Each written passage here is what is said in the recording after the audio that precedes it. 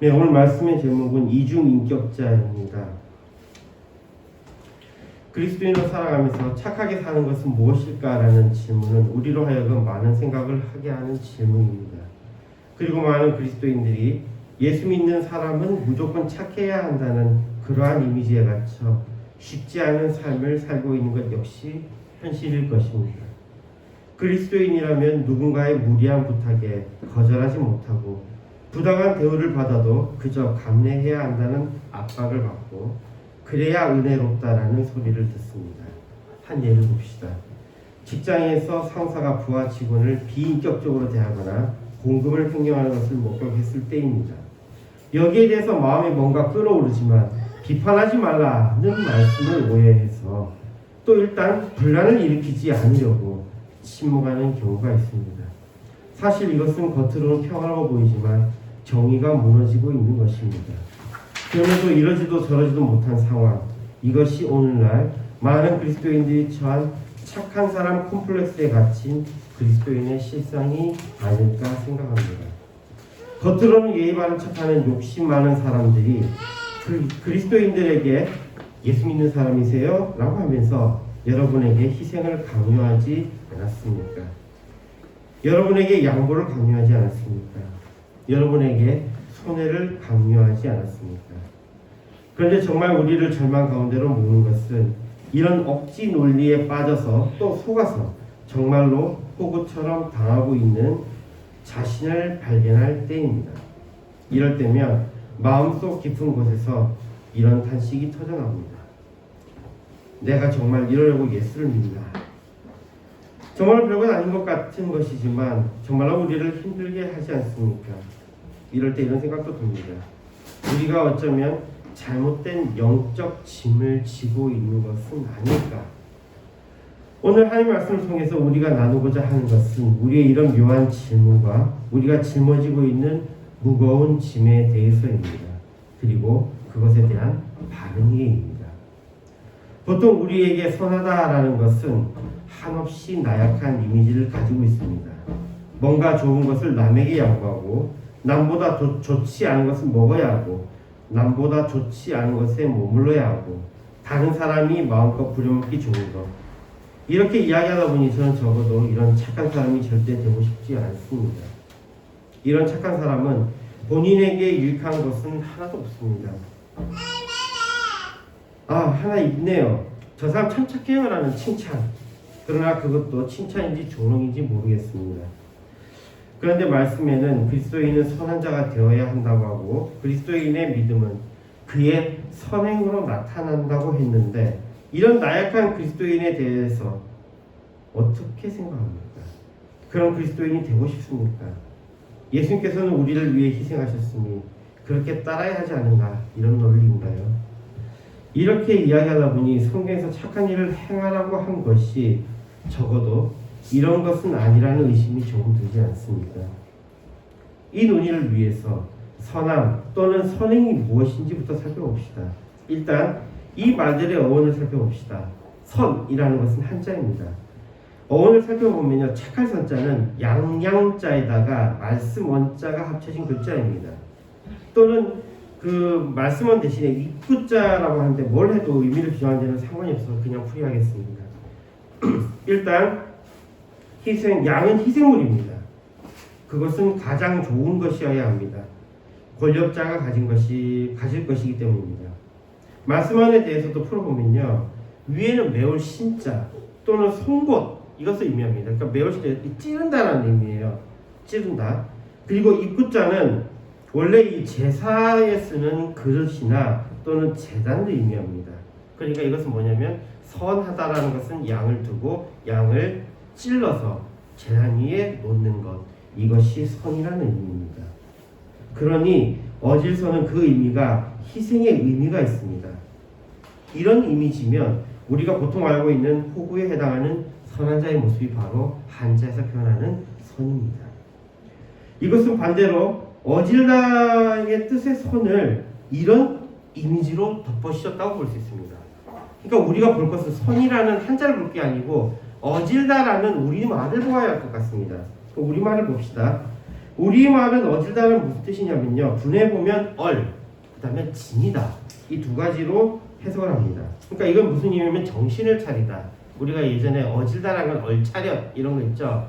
이게 정신을 차리다. 그 다음에 분별력을 지니다 정도의 의미가 될 것입니다.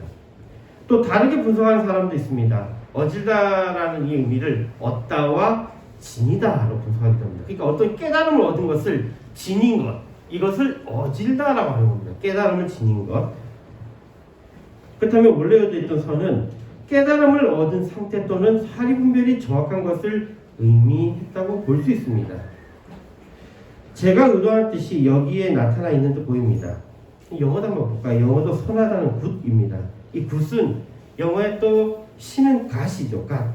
이 선이라는 것은 신과 맞닿아 있는 성품이라는 것으로 해석할 수 있습니다. 이것은 선함이 하나님의 성품에서 나온 것이고 우연일지라도 이것은 상당히 괜찮은 것이라고 생각합니다. 그러나 우리가 좀 더 집중할 부분은 성경을 쓸 때 원래 쓰여진 헬라어와 히브리어일 것입니다.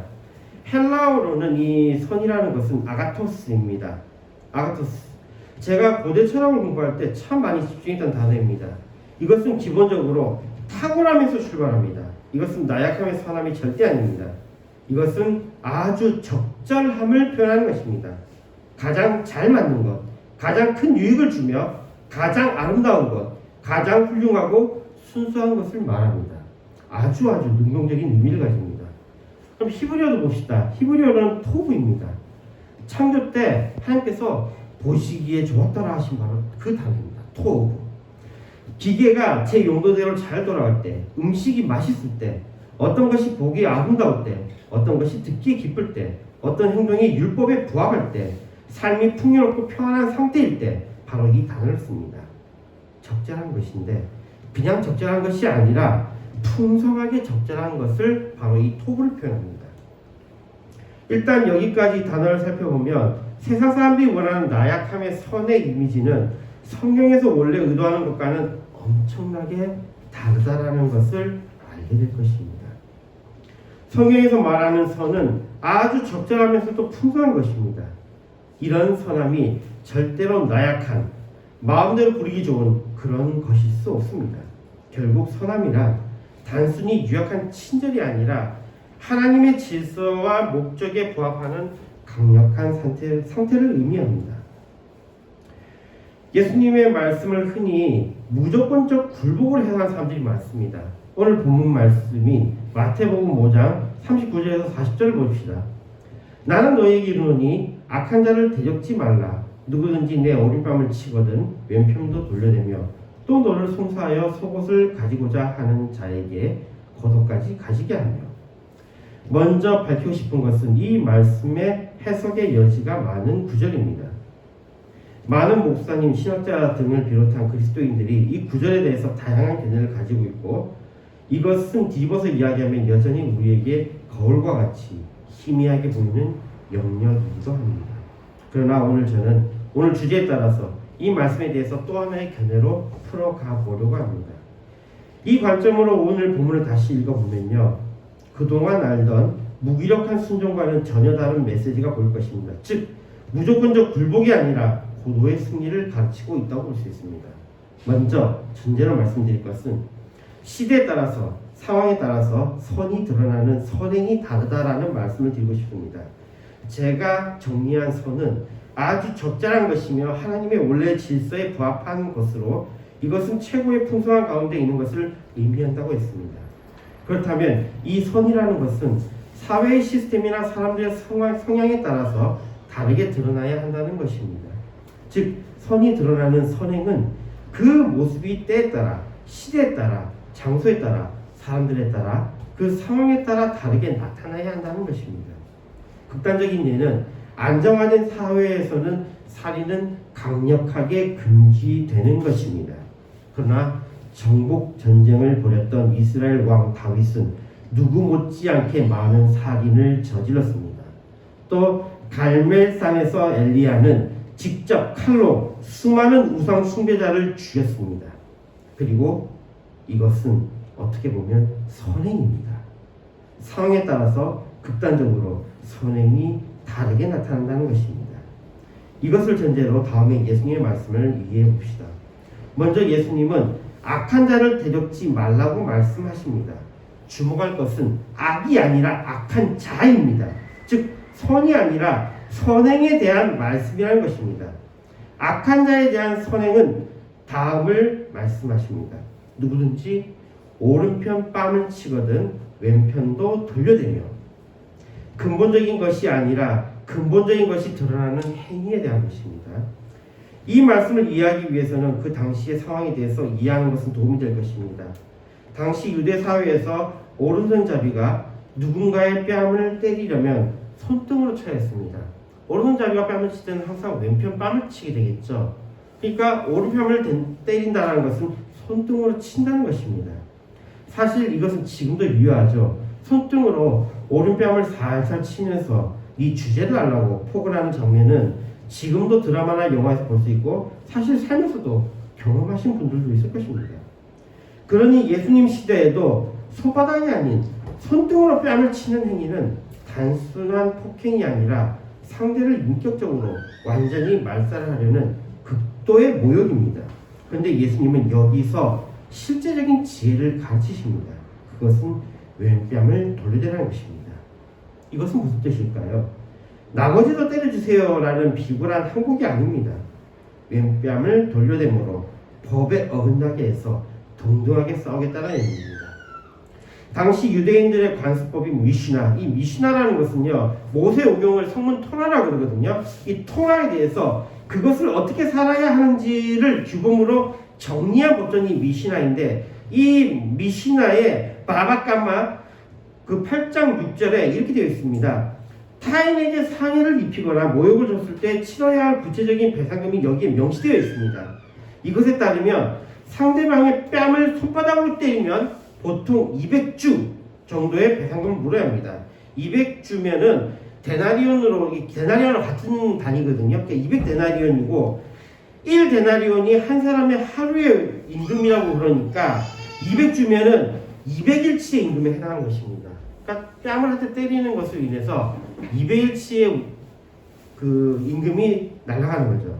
거기서 더 나아가 손등으로 칠 때는, 즉 오른뺨을 치면 오른손잡이가 상대의 오른뺨을 때리면 반드시 손등을 사용해야 합니다. 이는 인격적인 멸시를 뜻하며 배상금은 일반의 경우에는 2배, 일반의 경우에 2배인 400주라고 명기되어 있습니다. 이 미시나예요.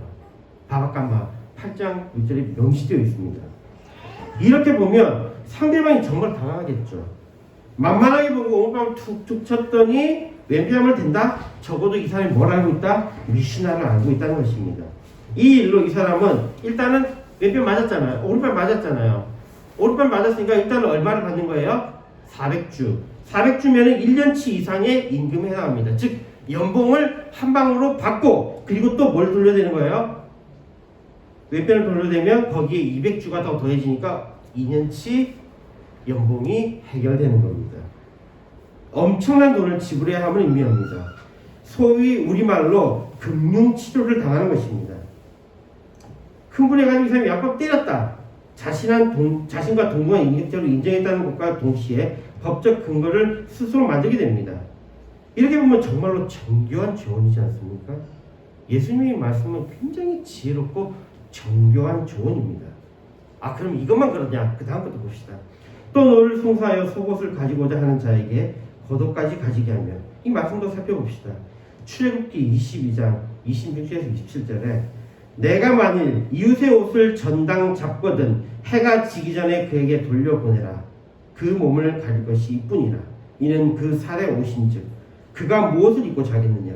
그가 내게 부르짖으면 내가 들으리니 나는 자비한 자이니라. 이것은 미시나까지 가지 않아도 벌써 토라에 나옵니다. 그러니 송사, 즉 우리로 치면 미사재판으로 그 사람의 속옷을 가지려고 하는 사람에게, 즉 법대로 하자고 정당성을 내세워 가난한 자의 마지막 자존심까지 털어가려는 자에게 오히려 법으로 요구하는 것입니다. 고도까지 걸어버리면 송사를 제기한 사람은 반드시 패소할 것입니다. 설령 채권자의 계략이 먹혔다 할지라도 윤리적으로 도덕적으로 그 사회에서 매장당한 물론이며 수치를 준 자이기 때문에 그 사람은 또 다른 송사로 반드시 그가 얻은 것 이상을 빼앗기게 되는 구조입니다.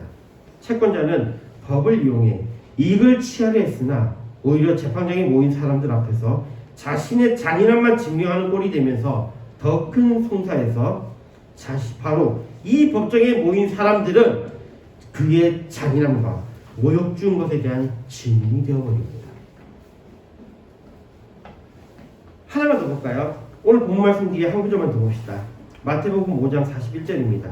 또 누구든지 너로 억지로 오리를 가게 하거든 그 사람과 심리를 동행하고. 이것도 볼까요? 이 말씀도 당시 로마 군법인 앙가리아와 관련된 것입니다. 로마가 만약 점령한 땅을 마음대로 짓밟았다면 그렇게 오래가지 못했을 것입니다. 그들도 그들의 법에 따라 행했기에 어느 정도 안정을 유지할 수 있었던 것입니다. 앙가리아, 즉 강제징용법에 따르면 로마 군인에게는 점령 중의 시민에게 군장이나 짐을 운반하도록 강제하는 명령을 내릴 수 있는 법적인 권한이 주어집니다. 그러나 이것은 성경에 오리에 표현된 1밀리온만 가능합니다. 만약 그 이상을 강요하면 이번에는 군인이 군법으로 처벌을 받습니다. 그러니 예수님이 심리를 가라고 하신 것은 군인이 법을 어기게 만들어 오히려 당황하게 만드는 정말로 지혜롭고 섬세한 벌탕 먹이기였던 것입니다. 이렇게 보니 나약한 선행이 아닌 것 같지 않습니까? 로마서 12장 21절에 말씀합니다. 악에게 지지 말고 선으로 악을 이기라. 여기 악행, 악한 자가 아니라 여기는 악이라는 겁니다.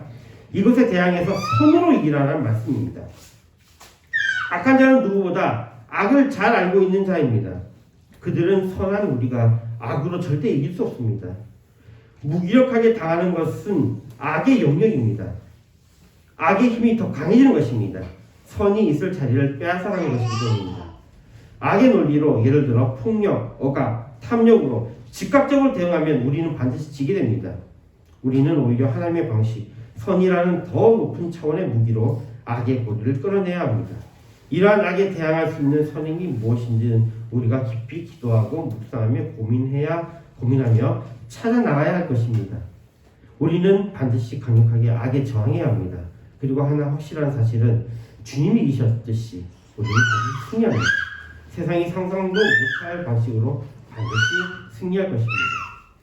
우리는 앞에서 본 선의 본래의 의미와 예수님께서 가르쳐주신 지혜의 저항을 살펴보았습니다. 이제 우리 그리스도인들 자신에게 질문을 던져봅시다. 그렇다면 우리는 세상 사람들에게 어떤 모습으로 비춰야 할까요? 저는 감히 제안합니다. 거룩한 이중인격자가 되는 것은 어떨까요? 세상은 그리스도인에게 단 한 가지 이미지만을 강요합니다. 너희는 예수 믿으니까 착해야지, 무조건 참아야지, 무조건 양보해야지. 이것은 세상의 악한 자들이 자신의 편의를 위해 만든 프레임입니다. 그러나 그리스도인은 악에 대항하는 사람들입니다. 악한 자의 기대를 반드시 저버려야 합니다. 그들의 기대와 불일치해야 합니다. 그런데 이렇게 기대와 불일치하는 것에 대해서 그 사람들은 이중인격자라고 말합니다. 그도 그럴 것이 그리스도인들은 분명히 입으로 선을 말하며 겉으로는 선행을 한다고 말합니다. 그러나 그들 눈에는 그와 반대의 생각을 하고 그와 반대되는 행동을 합니다. 그러니 그들은 이것을 이상하게 여길 수밖에 없을 것입니다. 그런데 더 이 악한 자들을 환장하게 만드는 것은 그리스도인들은 자기에게는 그렇게 양보도 안 하고 그들에게 뭐 아무것도 해주지 않는 그 그리스도인들이 이상하게 고아와 과부, 나그네에게는 어려움에 처한 사람들에게는 그들이 원하는 이미지로 잡아주고 양보하는 모습을 보인다는 것입니다. 이에 세상 사람들은 분명한 결론을 내립니다. 그리스도인들은 이중인격자다. 그러나 그리스도인들의 이해는 다음과 같습니다. 강자에게 베푸는 것은 뇌물이고 약자에게 베푸는 것은 선행입니다. 그래서 그리스도인들은 명확한 기준에 따라 행동하는 것입니다. 나보다 힘이 세고 나보다 유익을 줄 수 있는 강자에게 머리를 조아리고 무언가를 내어주는 것은 그것은 악한 자들이 행하는 뇌물이거나 비굴한 아첨일 뿐입니다. 나에게 아무것도 돌려줄 수 없는 진정한 약자에게 내 소중한 것을 공유하는 것, 그것만이 성경에서 말하는 진짜 선행입니다. 그리스도인은 강자 앞에서는 서슬퍼런 칼날을 갈아야 하고 약자 앞에서는 한없이 부드러운 품이 되어야 합니다. 이 모습은 세상의 눈에는 이중적으로 보일지 모르나 그것이 바로 하나님의 공의입니다. 그리스도인은 악한 자들에게 거룩한 분노를 품습니다. 악한 자들의 눈에는 도저히 손해 보이지 않는 자들입니다. 그렇습니다. 그리스도인이라면 악에 대해서 분노해야 합니다. 강자가 자신의 이익을 위해 약자를 이용하고 억압할 때, 시스템이 가난한 자의 소유까지 뺏으려 할 때 우리는 그 불의 앞에 침묵하는 악인의 눈에는 착한 사람, 하나님 눈에는 악한 사람이 되기를 거부해야 합니다. 그리스도인은 세상 사람들에게 결코 손해 보이지 않아야 합니다. 오히려 까칠하고 타협할 줄 모르는 독종처럼 보일 것입니다. 그러나 그것이 악의 고리를 끊어내는 선의 방식입니다. 다른 설교에서도 강력히 말씀드렸지만 다시 말씀드리기는 표면적인 모습에 속지 마십시오. 우리가 품어야 할 약자는 단순히 경제적 빈곤층, 어린이, 여자, 어르신들만을 말하는 것이 아닙니다. 약자의 이름을 가진 사람들이 아닙니다. 약자는 지금 이 순간 정말로 도움이 없으면 무너질 수밖에 없는 진짜 위험에 처한 사람입니다. 강자 역시 계급장이 아닙니다. 소위 사회적 약자로 불리는 이들이라고 할지라도 그들이 집단 지성을 이용해 타인을 마녀사냥하거나 불의한 권력을 휘두를 때는 그들 역시 우리가 맞서야 할 강자가 됩니다. 반대로 저 높은 곳에 있는 권력자라고 할지라도 영적으로 파산하여 울고 있다면 그는 우리가 품어야 할 약자입니다. 그리스도인은 단순히 평화를 유지하는 사람, 피스키퍼가 아니라 평화를 만든 사람, 피스메이커입니다. 오른뺨을 때리는 자에게 왼뺨을 돌려대고 오리를 가자는 자와 심리를 동행하는 전략적인 행동가입니다.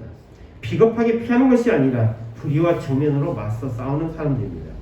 우리는 세상의 규칙인 악을 악으로 갚는 것에 묶이지 않으면서도 하나님의 공의를 위해 기꺼이 불편한 사람, 이중인격자가 되어야 합니다. 말씀 읽겠습니다. 우리 이제 더 이상 착해야 한다는 세상의 가스라이팅에 속아 무력하게 주저앉을 필요가 없습니다. 성경이 말하는 선함은 나약함의 별명이 아니라 하나님의 질서를 이 땅에 구현해내는 가장 강력한 시력이기 때문에 이에 다음의 것을 권합니다. 첫째, 명확한 기준을 가진 불편한 사람이 되십시오. 모든 사람에게 좋은 사람이 되려는 욕심을 버리십시오. 악한 자에게 참 좋은 사람이라는 소리를 듣고 있다면 혹시 내가 하나님의 공의가 아닌 나의 평판을 위해 타협하고 있는 것은 아닌지 돌아보아야 합니다. 불의한 요구에는 하나님의 지혜로 아니오라고 말할 수 있는 거룩한 까칠함이 필요합니다. 이것이 바로 악의 흐름을 끊어내는 도구의 시작입니다. 둘째, 금융치료보다 무서운 은혜의 역공을 준비하십시오. 예수님이 가르쳐주신 왼뺨과 겉옷의 지혜는 상대가 예상치 못한 방식으로 상황의 주도권을 가져오는 것입니다. 누군가 당신을 이용하려 할 때 비굴하게 당해주지 마십시오. 대신 하나님의 법과 세상의 원리를 깊이 묵상하며 그들이 스스로의 부끄러움을 깨닫게 할 거룩한 전략을 세우십시오. 우리의 싸움은 혈과 육에 속한 것이 아니기에 우리는 세상보다 더 지혜로워야 합니다. 셋째, 오직 약자에게만 당신의 선행을 베푸십시오. 세상 사람들은 강자에게 약하고 약자에게 강하지만 우리는 정반대로 살아야 합니다. 나에게 아무런 보상해 줄 수 없는 이들, 세상의 시스템에 소외된 이들을 향해서 예수님이 보여주신 한없는 나약해 보이는 선함을 마음껏 쏟아 부으십시오. 그때 세상은 비로소 우리를 향해 저 사람들은 도저히 이해할 수 없는 이중인격자들이다 라고 말하면서도 우리 안에 계신 하나님의 살아계심을 목격하게 될 것입니다. 마지막으로 기억하십시오.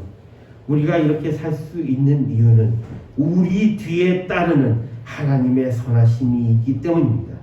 내가 손해보는 것 같고 내가 지는 것 같은 순간에도 하나님의 토부는 한치의 오차 없이 당신의 삶의 완성을 향해 우리를 밀어주고 계실 것입니다. 하나님의 복이 우리와 함께 하실 것입니다. 하나님은 우리를 부자로, 권력자로, 권세자로 하나님께 합당한 사람으로 삼으시고 우리로 세상을 맞서게 힘을 더해 주실 것입니다. 세상을 당하게 만드는 거룩한 이중인격자, 하나님의 지혜로운 승부사로 승리하는 삶을 사는 우리가 되기를 소망합니다. 시편 23편 6절에 말씀합니다. 나의 평생의 선하심과 인자하심이 정녕 나를 따르리니 내가 여호와의 집에 영원히 거하리로다. 기도하시겠습니다. 하늘에 계신 우리 아버지여, 이름이 거룩해짐을 받으시오며 나라의 이루옵시며 시시한에서 이룬 것 같이 땅에서도 이루어지리다. 오늘날 우리에게 일용할 양식을 주옵시고 우리가 우리에게 죄진 자를 사하여 준 것 같이 우리 죄를 사하여 주옵시고 우리를 시험에 들게 하지 마옵시고 다만 쏘고옵소서. 내게 나라와 권세와 영광이 아버지께 영원히 있사옵나이다. 아멘. 찬송가 351장 부르면서 준비하시는 분 같겠습니다.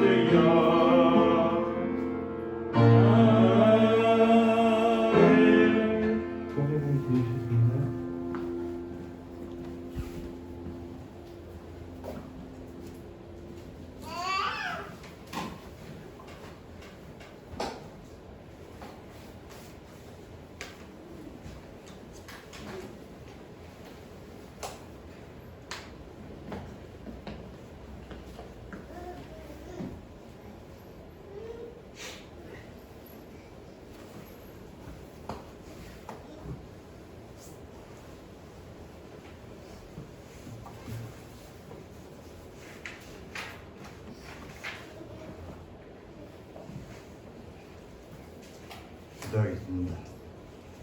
감투 감사합니다. 영리선 감사, 희아람 감사합니다. 태영아 감사합니다.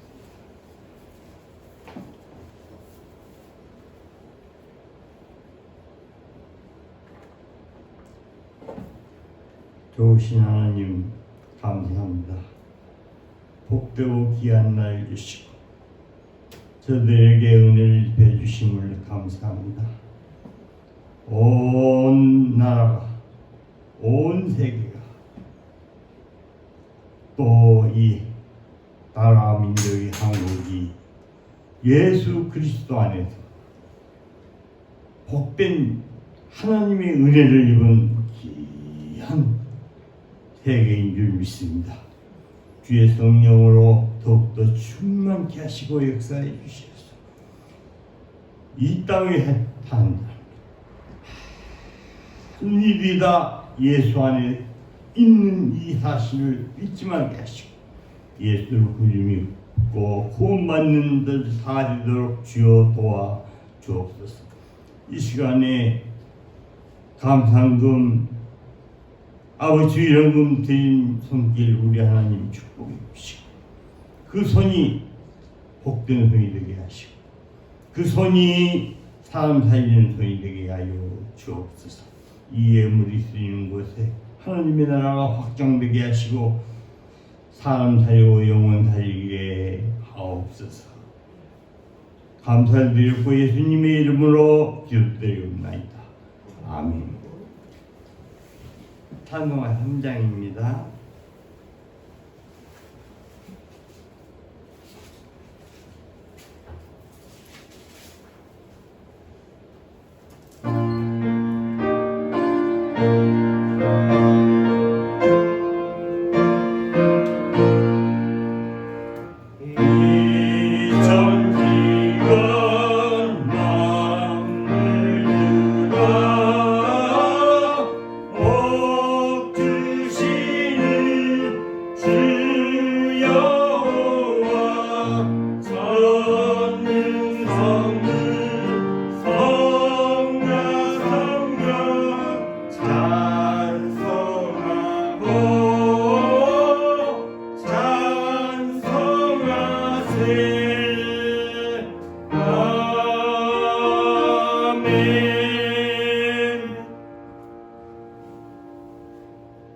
우리 우주 예수 그리스도의 은혜와 그 크신 하나님의 사랑과 성령님의 교통하심이 특별히 오늘 이 시간 목양교 예배드리는 사랑하는 성도들 머리 위에와 가정 위에와 하는 일 위에 온 세계 예수 믿고 구원받은 자들 머리 위에와 가정 위에와 하는 일 위에 앞으로 전도받아서 구원받을 자들 머리 위에와 가정 위에와 하는 일에 이제부터 영원토록 항상 함께 있을지어다.